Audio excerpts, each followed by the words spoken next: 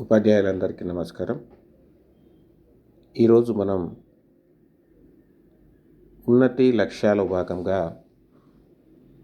మన teachers appraisal కానీ లేదా మంత్కి ఒకసారి పెట్టే టెస్ట్ యొక్క వివరాలు ఆన్లైన్లో ఎలా నమోదు చేయవచ్చో చూద్దాం. మొదటగా మనం ప్లేస్టోర్లోకి వెళ్ళి తెలంగాణ స్కూల్ ఎడ్యుకేషన్ యాప్ను డౌన్లోడ్ చేసుకోవాలి. ఆ యాప్ ఎలా డౌన్లోడ్ చేసుకోవచ్చో మనం ఇప్పుడు చూద్దాం. ఇక్కడ మనం ప్లేస్టోర్లోకి వెళ్ళినట్లయితే తెలంగాణ స్కూల్ ఎడ్యుకేషన్ అనే యాప్ మనకు కనిపిస్తుంది. ఆల్రెడీ నా దాంట్లో డౌన్లోడ్ అయింది కాబట్టి ఇక్కడ ఇన్స్టాల్డ్ అని కనిపిస్తుంది. లేదంటే మీకు డౌన్లోడ్ అన్న బటన్ కనిపిస్తుంది. దాన్ని క్లిక్ చేసి డౌన్లోడ్ చేసుకొని ఈ Telangana school education app open చేయగానే మీకు ఈ విధంగా స్క్రీన్పై కనిపిస్తుంది.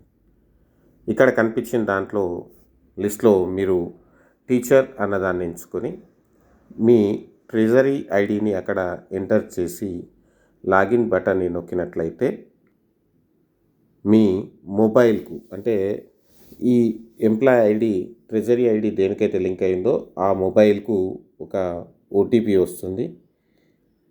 టీఎస్ ఆన్లైన్ ద్వారా ఒక ఓటీపీ వస్తుంది. ఆ ఓటీపీని 6 అక్షరాల అంకెల ఓటీపీ రావడం జరుగుతుంది. ఈ 6 అంకెల ఓటీపీని మనం ఇక్కడ ఎంట్రీ చేసినట్లయితే మనం దాంట్లోకి లాగిన్ అయిపోవచ్చు.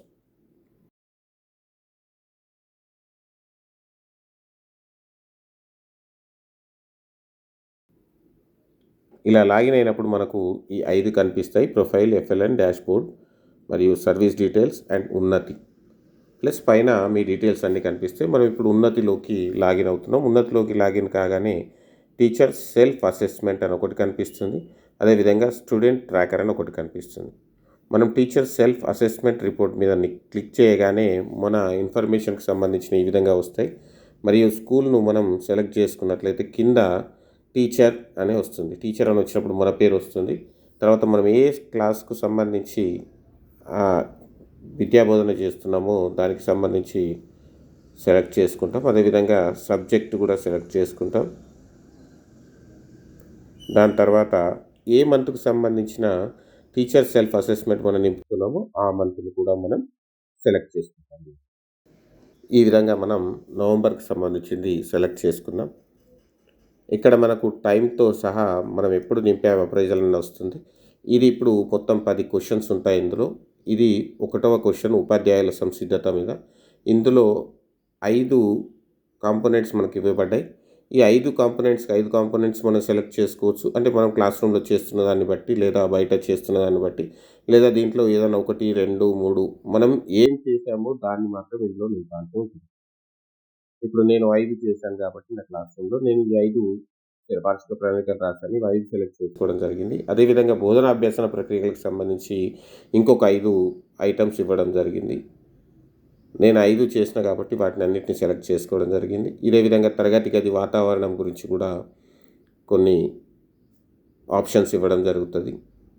3వది తరగతి గది వాతావరణం గురించి.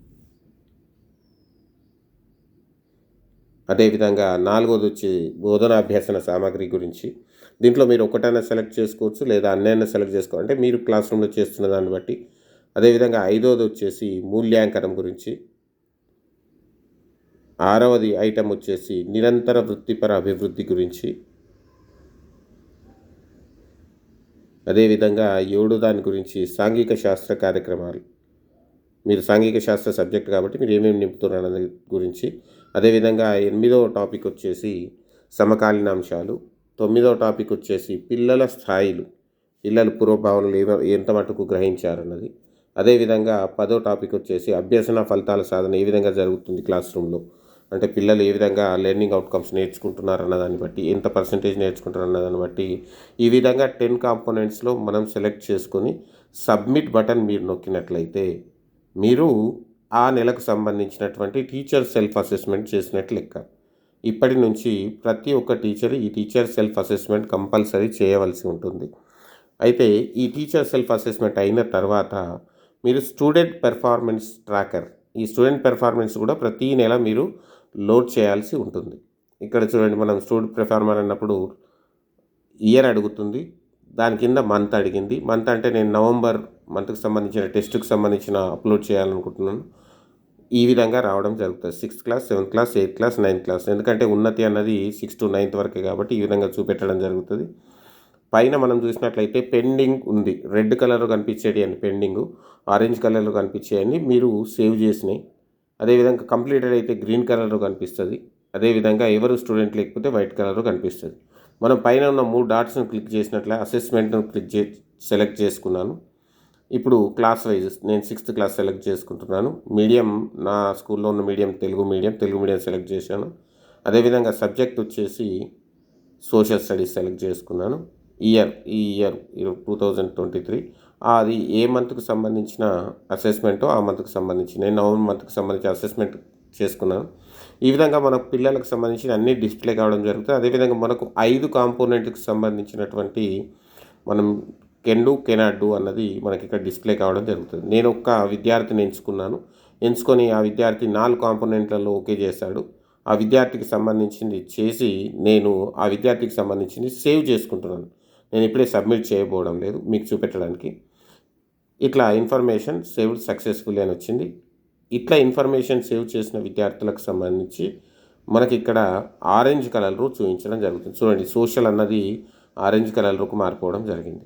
ఈ విధంగా మీరందరు విద్యార్థులు సేవ్ చేసుకోవచ్చు, లేదా డైరెక్ట్ సబ్మిట్ అన్న చేయవచ్చు. ఈ విధంగా అందరు విద్యార్థులు 6th క్లాస్ విద్యార్థులు చేసిన తర్వాత మీకు అక్కడే గ్రీన్ కలర్ రావడం జరుగుతుంది. ఇలా మీరు ప్రతి నెల మీ మంత్లీ టెస్ట్కి సంబంధించి ఉన్నతిలో మీరు అప్లోడ్ చేయాల్సి వస్తుంది. అదేవిధంగా టీచర్స్ అప్రైజల్ కూడా మీరు అప్లోడ్ చేయవలసి ఉంటుంది. Thank you.